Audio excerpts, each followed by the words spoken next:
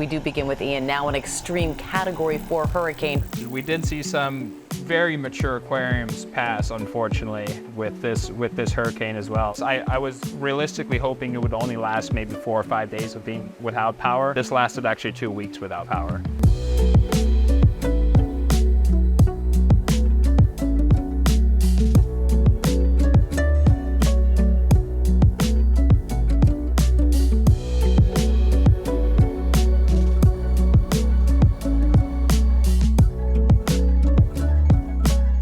Builders crew, I am back again today. We are in a fabulous store called Seven Seas Aquatics, and we're here with Brendan. How are you today? Good. How are you? I'm doing great. We're actually going to be covering a really unique story about actually something that you went through during Hurricane Ian, correct? Yep. Southwest Florida was impacted tremendously, Right. especially Cape Coral and Fort Myers. So.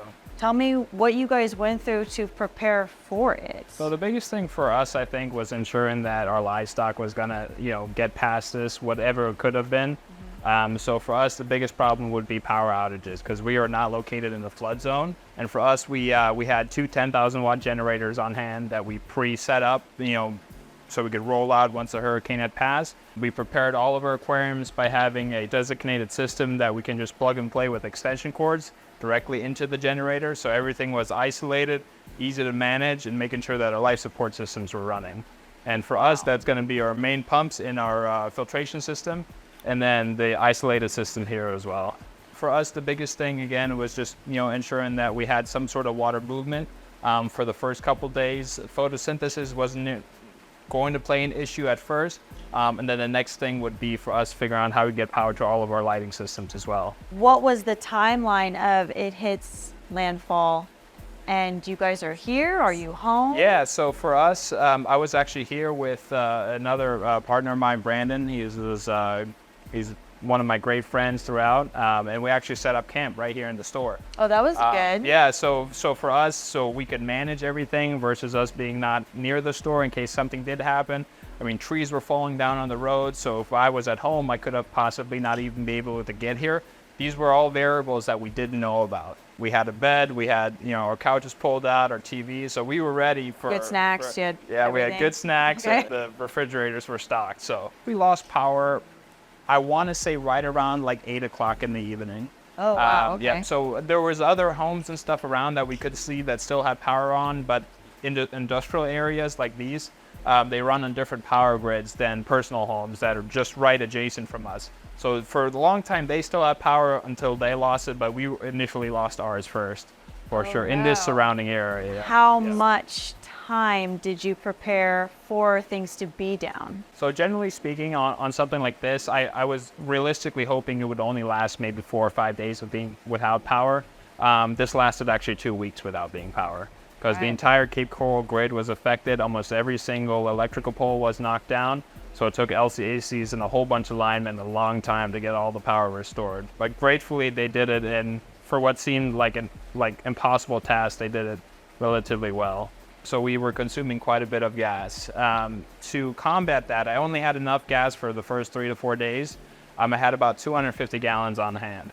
We ended up having to obviously get a lot more gas. So what we ended up doing was having my father, we had friends, other stores even helped out. But we were running shuttles to areas like Naples or even Fort Lauderdale to buy hundreds of gallons of gas. We had big gas drums that we were filling up and bringing back to the stores and ensure that we have enough gas for all the generators to continue on running. Because as time progressed throughout the days, we honestly did not know how much longer this was going to take. And there was no real time frame of when it was going to actually be accomplished of restoring our power. What is going on in here? What are you starting to see, like your animals start to go through? So the biggest thing I think for the first couple of days was not being able to run any of our lighting systems as well, because we wanted just to make sure that we're not producing any algae, we're not producing any type of excess consumption that the corals I can't really account for because I'm not necessarily sure what the systems are going to be doing. So my biggest thing was going to be temperature and keeping the tanks cool and flowing. Beyond that, ensuring that after a few days we started getting the Kessel lighting, some reef bright lighting over the corals. It was actually kind of nice because we had our big garage door open at the back and our front door open here, and the natural sunlight that was rolling through the building during the day allowed the corals to, naturally open up and photosynthesize versus using Kessels and T5s and things like that.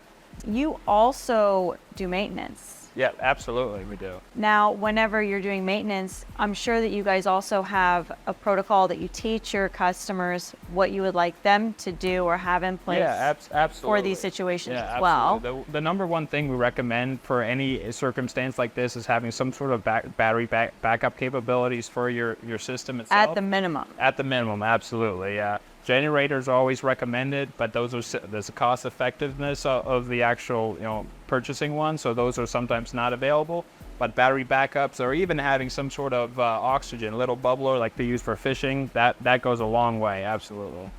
Once we started getting cell phone service out there and, customers were reaching out to us and stuff like that, the ones we could get to, we did get to. For a large portion of our customer base, though, the easiest way to kind of make sure that their animals stay alive was actually for them to bring them into the store. We tried our best to ensure that most of the animals, stayed alive, with our customers having them, and then also potentially bringing them into the store. So we actually brought all of our fish that customers brought into our fish systems that we have fish for sale in, because we do run, medication, Right. nitrofurazone through our systems themselves. So that allowed the fish that were stressed out, that may be afflicted with some sort of ailment, to actually heal up in our systems that are dedicated for that. And they're large enough to be able to accommodate all of the excess fish, because our fish orders tend to be very large. So the corals, however, we did dedicate a coral bin, which was what we did for these lagoon systems here.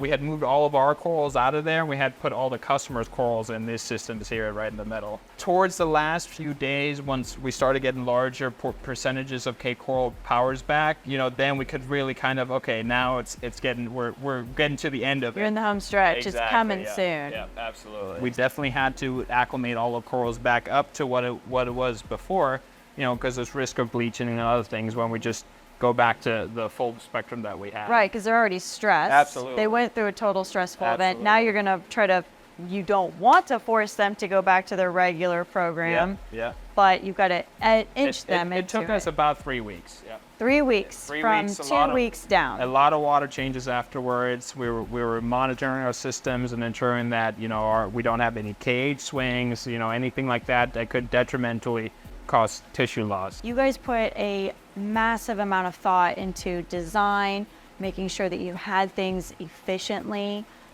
laid out so that way if you did deal with a hurricane, which you did, you were able to go straight in, know where you wanted to plug everything into with the generators.